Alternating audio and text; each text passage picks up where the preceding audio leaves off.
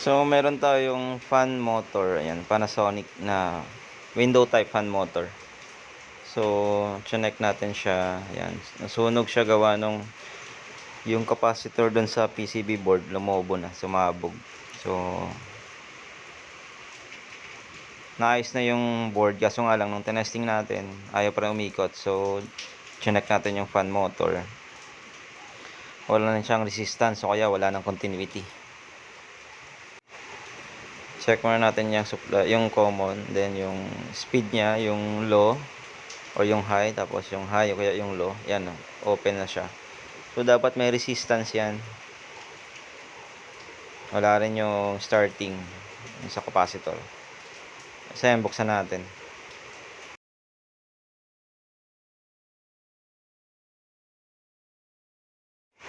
Tanggalin nyo lang yung plastic na yan para yan dyan sa para hindi pasukin ng bearing yung ng tubig yung bearing.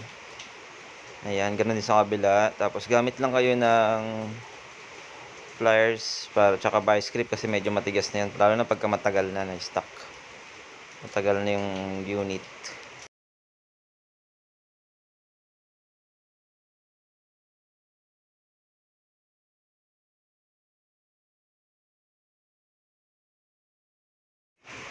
So, ito, tinry nating buksan o i-repair kasi wala tayong mahanap na bago. Meron man, ang mahal, nasa mahigit, kulang-kulang 3,000. So, wala nang budget si customer.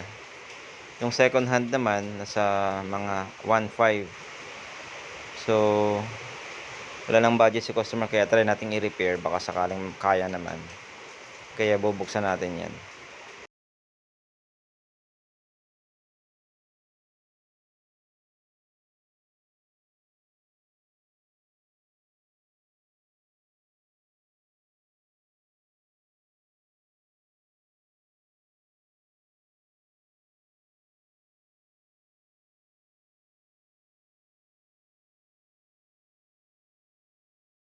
So, gamit lang kayo ng flat screw. Sungkitin nyo lang yan para umiwala yung pinaka-cover niya.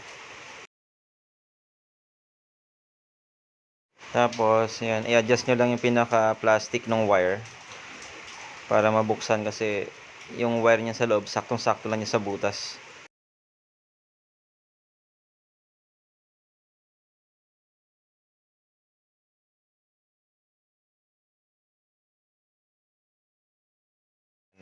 Tanggalin nyo na lang mismo.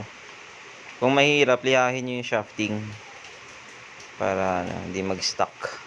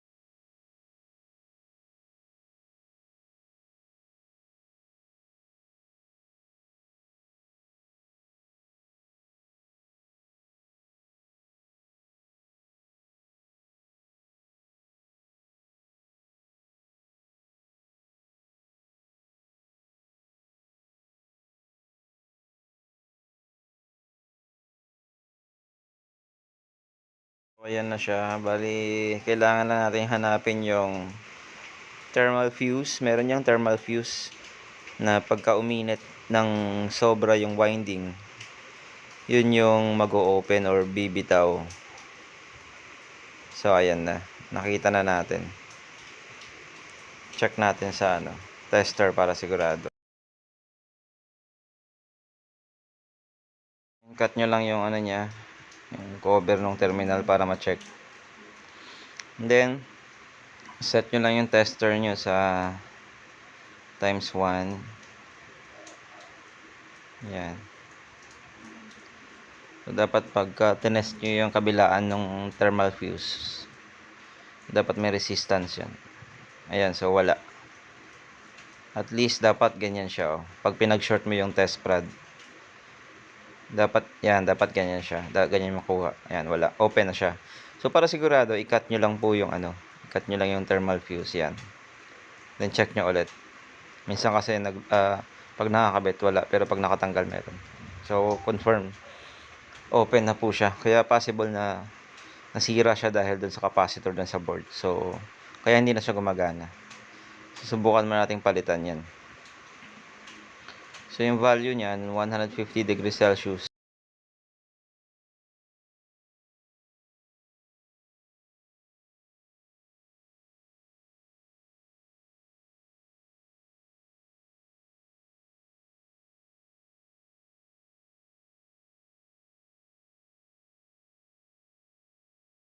So, ayan, ginabot na tayo ng gabi. Napalitan na rin natin.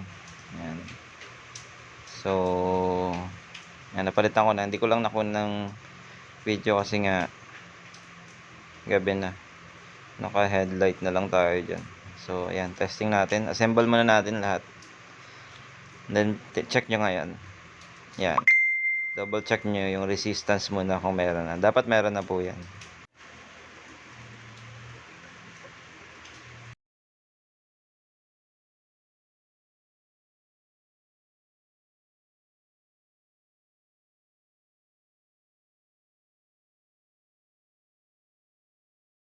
Meron na siya.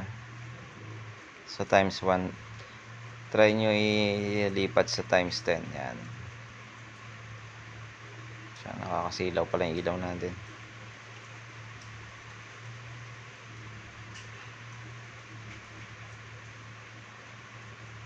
Ayan. Dapat ganyan.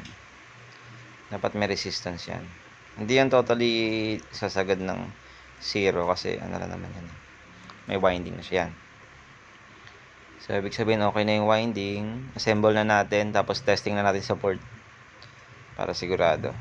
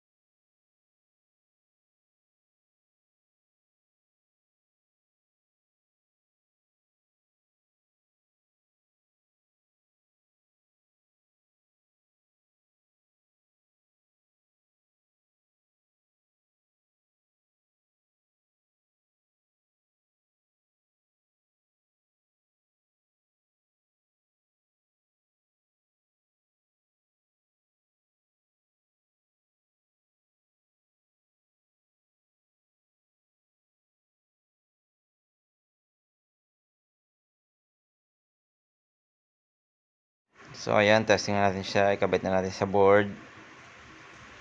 Ayan, Panasonic yan na ilang horsepower ba to? 1.5 horsepower ata. Nasa ano na siya, 12 years na yung unit. Ikabit na natin yan.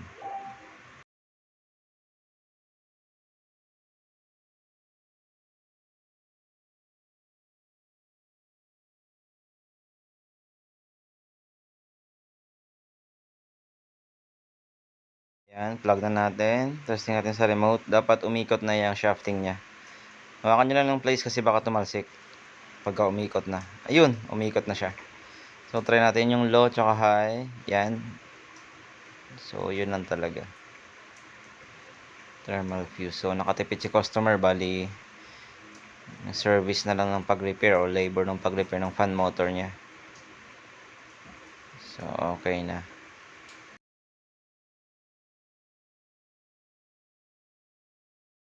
Natin ng papel para makita nyo umikot na.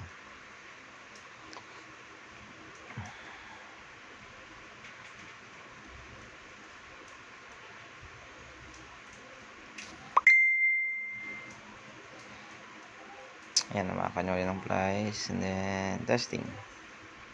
Ayan, okay na siya. So, yun lang. Sana may natutunan kayo.